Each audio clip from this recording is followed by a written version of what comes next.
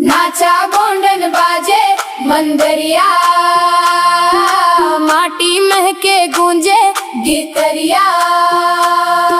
जंगल पहाड़ हमर धन धरिया, जियत हवे हम अपन परंपरिया। नाचा गोंडन बाजे मंदरिया, माटी महके गूंजे गितरिया। जंगल पहाड़ हमर धन धरिया, जियत हवे हम अपन परंपरिया।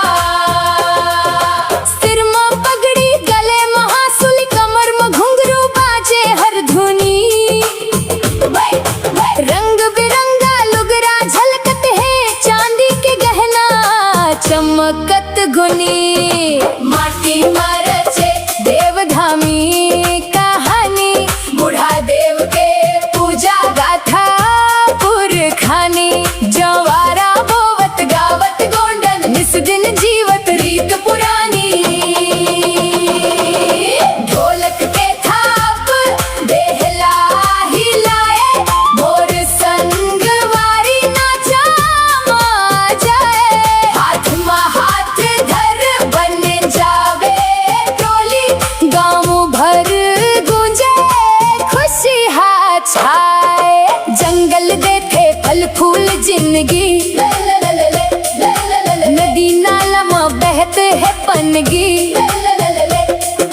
मौहा तेंदु साल के बाद, सबो में बसत धरती मैया संगी। सरहुल कर्मा नाचा मरंग, देव गोंडन संग बंधे हर संग। माटी के कसम राखन संस्कृति, गर्व से गावत अपन हर ढंग।